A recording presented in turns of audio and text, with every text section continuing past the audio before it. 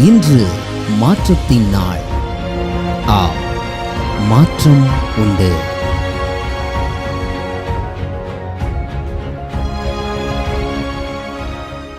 ஆண்டவராகிய இயேசுவின் நாமத்தினாலே மாற்றம் உண்டு என்கிற இந்த அனுதின தியானத்தின் மூலமாக உங்களை சந்திக்கிறதுல எனக்கு மிகுந்த சந்தோஷம். ஆண்டவரும் இரட்சகருமாகிய இயேசுவின் நாமத்தில் உங்களை வாழ்த்துகிறேன்.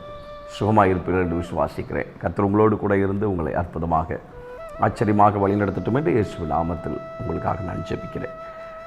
எரேமியா தீர்க்கதரிசன புஸ்தகம் 15ஆம் அதிகாரம் 20-21 வசனங்கள். Jeremiah chapter 15 verse number 20 and 21. உன்னை இந்த ஜனத்துக்கு எதிரே அரணான வெண்கல அலங்கமாக்குவேன். அவர்கள் உனக்கு விரோதமாக யுத்தம் பண்ணுவார்கள், ஆனாலும் உன்னை மேற்கொள்ள மாட்டார்கள். உன்னை ரட்சிப்பதற்காகவும் உன்னை தப்புவிப்பதற்காகவும் நான் உன்னுடனே இருக்கிறேன் என்று கர்த்தர் சொல்கிறார். நான் உன்னை பொல்லாதவர்களின் கைக்கு தப்புவித்து உன்னை பலவந்தரின் கைக்கு நீங்களாக்கி விடுவிப்பேன் என்கிறார். And I will make you to this people a fortified wall of bronze. They will fight against you, but they shall not prevail over you. For I am with you to save you and deliver you, declares the Lord. I will deliver you out of the hand of the wicked and redeem you from the grasp of the ruthless. ஆண்டவருடைய நாமத்துக்கு மகிமை உண்டாவதாக. தேவன் தம்முடைய பிள்ளைகளை தைரியப்படுத்தும் போது சொல்கிறார், உன்னை ரட்சிப்பதற்காகவும் உன்னை தப்புவிப்பதற்காகவும் நான் உன்னோடு இருக்கிறேன். எந்த சூழ்நிலைகளிலே உன்னால் செயல்பட முடியாத காரியம் என்று நீ யோசிக்கிறாயோ, உன்னுடைய வழக்கை நான் எடுத்து நடத்துவேன் என்று தேவன் நமக்கு இன்றைக்கு வாக்கு பண்ணுகிறார். என்னால் அந்த காரியத்தை முடியாது. எனக்கு முன்பதாக இருக்கிற இந்த பெரிய பர்வதத்தை நான் கடந்து போக முடியாது. எனக்கு முன்பதாக இருக்கிற இந்த பெரிய சூழ்நிலைகளை என்னால் மேற்கொள்ள முடியாது. ஆகவே தான் ஆரம்பத்தில் பேசும்போதே ஆண்டவர் எரேமியாவோடு தைரியப்படுத்தும்போது சொல்கிறார், நீ உன்னை சிறு பிள்ளை என்று சொல்லாதே, உன்னை ரட்சிப்பதற்காக நான் உன்னுடனே கூட இருக்கிறேன். அப்படி என்றால் என்ன அர்த்தம்? உன் சகல காரியங்களையும் நான் பார்த்துக்கொள்வேன்.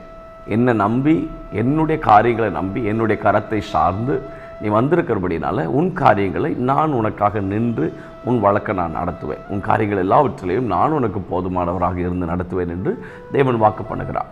இயேசுவின் நாமத்தினாலே இந்த நாளிலே உங்களுக்கு நான் தைரியமாய் உங்களை நான் தைரியப்படுத்துகிறேன். கர்த்தர் உங்கள் சார்பாக நின்று உங்கள் காரியங்களை அவர் எடுத்து நடத்துவார்.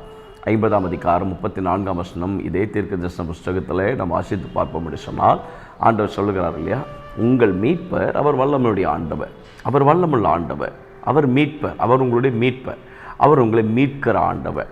எந்த இடங்களிலே நீங்கள் சிறைப்பட்டு போய், எந்த இடங்களிலே உங்களால் செயல்பட முடியாத பட்சத்தில், எந்த இடத்துல உங்கள் கரங்கள் கட்டப்பட்ட சூழ்நிலையில் நீங்கள் நின்று கொண்டிருக்கிறீர்களோ, உங்கள் தேவன் அவர் உங்களுடைய மீட்பர், அவர் வல்லமையுடைய ஆண்டவர், அவர் உங்களை ரட்சிப்பார், அவர் உங்கள் சார்பாக அவர் செயல்படுவார், அவர் உங்கள் சார்பாக செயல்படுவார், அவர் உங்கள் காரியமாக செயல்படுவார்.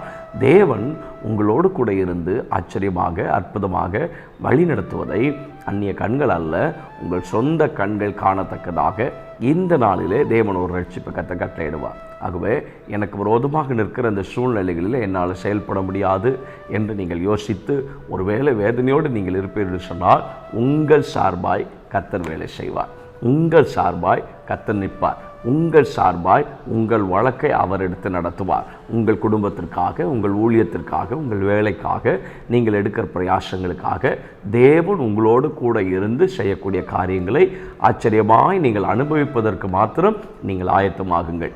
எப்போதும் நீங்கள் உங்கள் இருதயங்களிலே பதிய வைத்துக் கொள்ள வேண்டிய ஒரு காரியம் என்னவென்று சொன்னால், நீங்கள் சார்ந்திருப்பது கர்த்தரை மாத்திரமே என்கிறதிலே மாத்திரம் நீங்கள் உறுதியாக இருங்கள்.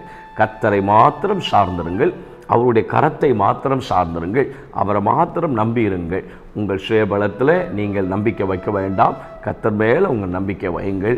தேவன் நீங்கள் செயல்படுவதற்கான பலனை கர்த்தர் உங்களுக்கு தந்து உங்களை ஆச்சரியமாக நடத்துவார். இந்த நாளிலே தேவன் உங்களை அப்படியே நடத்தட்டும் என்று ஆசீர்வதிக்கட்டும் என்று இயேசுவின் நாமத்தில் உங்களை நான் ஆசீர்வதித்து ஜெபிக்கிறேன். தேவனுடைய கரம் உங்களுடைய பிள்ளைகளை தாங்கட்டும். அற்புதமான தெய்வ பிரசன்னம் நம்முடைய பிள்ளைகள் வழி நடத்தட்டும். ஆச்சரியமான தெய்வ கிருபையினால, இரக்கங்களினால நம்முடைய பிள்ளைகளை முடிசூட்டி நீர் பாதுகாத்து வழி நடத்தும்படியாய் அப்பா சமூகத்தில் தாழ்த்தி ஜெபிக்கிறோம். கிருபையுள்ள தேவனுடைய கரம் நம்முடைய பிள்ளைகளை ஒவ்வொரு நாளும் வழி நடத்தட்டும். விசேஷமாக இந்த நாளில் ஆண்டவரே தங்களுடைய விசேஷ நாட்களை நினைவு கூறுகிற பிள்ளைகளை ஆசீர்வதிங்க, பலப்படுத்துங்க.